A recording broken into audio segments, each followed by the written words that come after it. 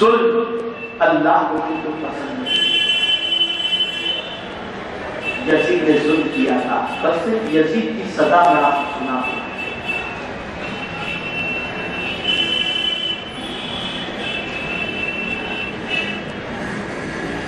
جب انسان اقتدار کی کرسی پر ہوتا ہے تو سوچتا ہے کہ جو چاہوں کر لوں، سب کے سب تو میرا ہے، لیکن وہ بھول جاتا ہے کہ ایک نہ ایک دن اللہ رب العزت کی بارگاہ میں اسے حاضر ہونا ہے اور موت کی وادیوں سے اسے گزرنا ہے۔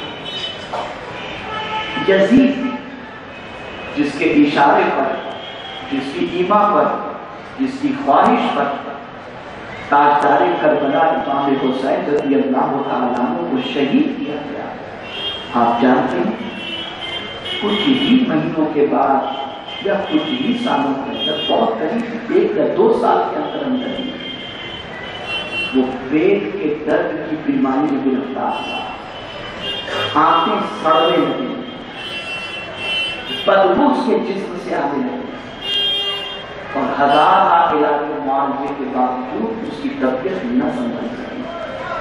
ایسا پیاسا ہوتا کہ پانی پلایا جاتا تب بھی چیختا تھا، اور بد جانور کی طرح اس کی آواز ہوتی، لوگ اس سے کنارہ کر چکے تھے۔ اور آخری وقت جب قریب اس دنیا سے جانے کا تھا تو یزید نے اپنے بیٹے معاویہ کو بلایا اور بلا کر کے کہا کہ میں یہ تخت تیرے سپرد کرنا چاہتا ہوں۔ اس کے بیٹے معاویہ نے یزید کو لعنت و ملامت کی اور فرمایا جس تخت کے اقتدار پر حسین کا خون لگا ہو، ایسے تخت پر لعنت ہو، نہ مجھے ایسے تخت کی ضرورت ہے نہ تیری وراثت کی مجھے ضرورت ہے۔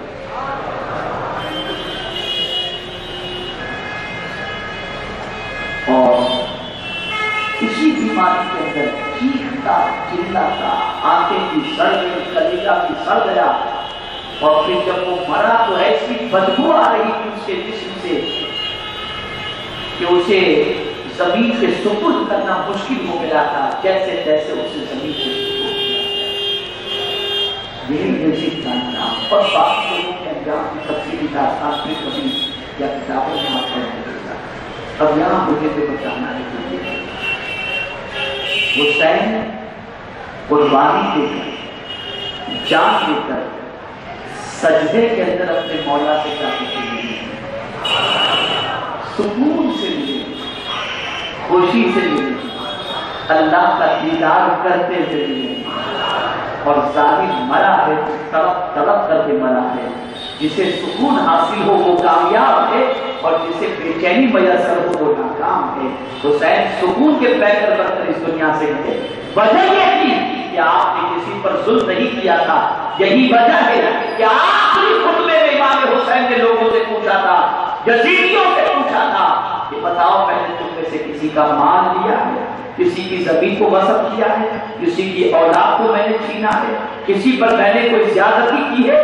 یزیدیوں نے کہا تھا نہیں حسین، تم نے کچھ بھی نہیں کیا، ہم میں سے کسی کو نہیں ستایا، بس معاملہ اتنا ہے کہ یزید کی بیعت کو قبول کر دو۔ تو فرماتے ہیں اگر اس یزید کی بیعت کو قبول کرنا تھا تو مدینے میں رہ کر کے قبول کرتا، اپنے نانا جان کے شہر کو کیوں چھوڑتا؟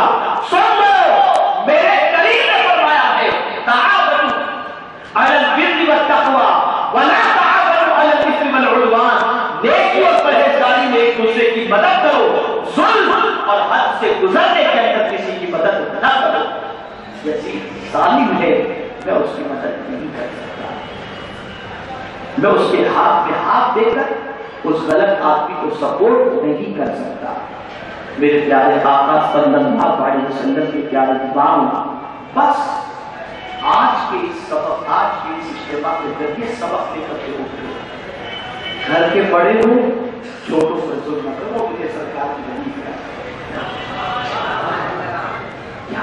کیا پیاری حدیث ہے، اسی موضوع سے ریلیٹڈ اللہ کے رسول صلی اللہ علیہ وسلم فرماتے ہیں من لم یرحم صغیرنا ولم یوقر کبیرنا فلیس منا، جو چھوٹوں پر شفقت نہ کرے اور بڑوں کا احترام نہ کرے وہ ہم میں سے ہے ہی۔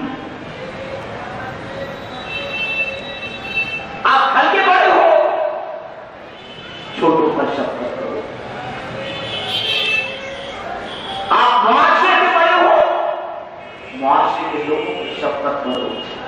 اور جب تک جتنا انسان بڑا ہو اتنا زیادہ شفیق نہ ہو، اس وقت تک صحیح معنوں میں اللہ رب العزت اور اس کے پیارے محبوب صلی اللہ تعالی علیہ وسلم کی جانب سے اس بڑائی کا شکرانہ اس نے گویا نہیں۔ تو میرے پیارے آقا صلی اللہ علیہ وسلم کے پیارے دیوانوں، اللہ نہ کرے، صد بار نہ کرے کہ ہماری ذات سے کسی پر ظلم ہو جائے، زیادتی ہو جائے، ورنہ انجام یاد رکھنا، تاریخ میں کوئی بھی ایسا ظالم ہم کو نظر نہیں آتا جس نے ظلم کیا ہو اور اس کا انجام برا نہ ہوا ہو۔ اس لیے ظلم سے بچو، زیادتی سے بچو، اور جو بات میں نے شروع میں کہی وہ یہ ہے کہ سینے کو حضور کی محبت کا مدینہ بناؤ، عشق رسول میں اضافہ ہوتا چلا جائے گا، اللہ کا ڈر بھی دل میں پیدا ہوتا چلا جائے گا، کمزور سمجھنے کا جذبہ بھی پیدا ہوتا چلا جائے گا، اللہ کی کبریائی کا تصور بھی دل و دماغ میں پیدا ہوتا چلا جائے گا۔ اور جب آدمی اپنے آپ کو کچھ بھی نہ سمجھے گا، سب کچھ اللہ ہی کو جانے گا، تو پھر اس کی کیفیت یہ ہوگی وہ کسی پر نہ ظلم کرے گا نہ کسی پر زیادتی۔ میرے پیارے آقا صلی اللہ علیہ وسلم کے پیارے دیوانوں، انہی کلمات پر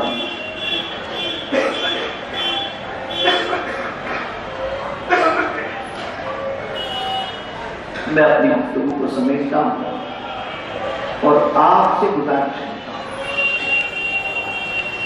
زندگی کٹی بہت کٹی، اور کس کام میں کٹی کیا آپ جانتے ہیں، ہم جانتے ہیں، ہر ایک اپنی زندگی کے بارے میں بہتر جانتا ہے۔ امام کی محبت میں چند قطرے آنسو کے بہا دینا یہی سب سے بڑا خراج نہیں ہے۔ سب سے بڑا خراج عقیدت امام حسین کی بارگاہ میں یہ ہے کہ جس مقصد کے تحت امام نے مدینہ چھوڑا، مکہ چھوڑا، رشتہ داروں کو چھوڑا اور تشریف لے گئے کوفہ کی سرزمین کے اوپر، اس مقصد کو سامنے رکھو، اور وہ مقصد یہ تھا یزیدی کے کام کو ختم کرنا اور نبی کی سنتوں کو زندہ کرنا۔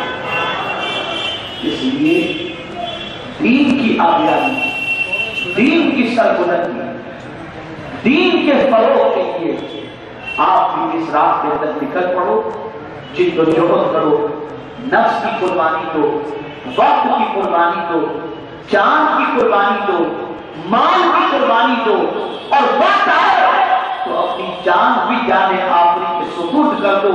اس راہ کے اندر جان دینا بھی اتنی بڑی سعادت ہے کہ مر کر کے بھی بندہ ہمیشہ کے لیے زندہ اور قابضہ ہو جایا کرتا ہے۔ تو انشاءاللہ سنی دعوت اسلامی کی جانب سے اس نئے سال میں کئی اجتماعات الحمدللہ مختلف شہروں میں منعقد کیے گئے۔ آپ سے میری گزارش ہے کہ ان شہروں کے اجتماعات کے اندر شریک ہونے کے لیے آپ اپنے نام لکھائیں، اپنا وقت دیں، اور خاص طور پر انشاءاللہ 4 جنوری کو وسیع میں سنی دعوت اسلامی کا وسیع تعلقہ لیول پر اجتماع ہے۔ آپ سے گزارش ہے کہ آپ ظہر کے بعد بھی یہاں سے نکلیں گے 4 تاریخ کو، تو انشاءاللہ وسیع کا اجتماع اٹینڈ کر کے آپ رات کو 1-2 بجے تک واپس آ سکتے ہیں۔ اور جس قافلے کے لیے نام لکھانا ہے، ہر سال کی طرح اس سال بھی انشاءاللہ العزیز ناسک کی سرزمین پر 16 جنوری کو سنی دعوت اسلامی کا ایک روزہ عظیم الشان سنی اجتماع منعقد کیا گیا ہے۔ میرے پیارے آقا صلی اللہ علیہ وسلم کے پیارے دیوانوں، آپ سے گزارش ہے، دوست احباب متعلقین محبین ان کے ساتھ اس قافلے میں چلے۔ انشاءاللہ 16 کی صبح کو، 15 کی رات کو یا 16 کی صبح کو یہاں سے قافلہ روانہ ہوگا اور 17 کی صبح کو انشاءاللہ قافلہ واپس آئے گا. آپ نام لکھاؤ، 2 احباب کو تیار کرو تاکہ دین کی راہ کے اندر آپ کے قدم بھی گرد آلود ہو جائیں. اور میرے پیارے آقا صلی اللہ علیہ وسلم فرماتے ہیں جو پیر دین کی راہ کے اندر حصول علم کی خاطر گرد آلود ہوتے ہیں ان پیروں کو جہنم کی آگ نہیں جلا سکتی. پکنک پر ساتھیوں کے ساتھ جاتے ہو، تفریح کے لیے ساتھیوں کے ساتھ جاتے ہو، اس راہ میں بھی اپنے ساتھیوں کے ساتھ نکلنے کے لیے آپ تیار ہو. ہمارے ساتھی دروازے پر نام لکھنے کے لیے تیار ہیں. آپ اپنا نام لکھائیں، آپ اپنا جو ہے وہ نام کے ساتھ فون نمبر وغیرہ بھی لکھوائیں. انشاءاللہ آپ سے رابطہ کیا جائے گا اور آئندہ اجتماع میں آمد و رفت کے اخراجات کے حوالے سے آپ کو بتایا جائے گا. یہ اعلان آج میں اس لیے کر رہا ہوں تاکہ آئندہ ہفتہ واری اجتماع میں آپ پوری تیاری کے ساتھ تشریف لائیں اور 2 احباب کو بھی لے کر کے آئیں. وما علینا الا البلاغ المبین. السلام علیکم. رسالت کے پروانوں ہر سنیچر کو بعد نماز عشاء سنی دعوت اسلامی کے عالمی مرکز اسماعیل حبیب مسجد میں سنی اجتماع ہوتا ہے. آپ حضرات پابندی کے ساتھ اس میں شرکت فرمائیں. السلام علیکم ورحمۃ اللہ وبرکاتہ.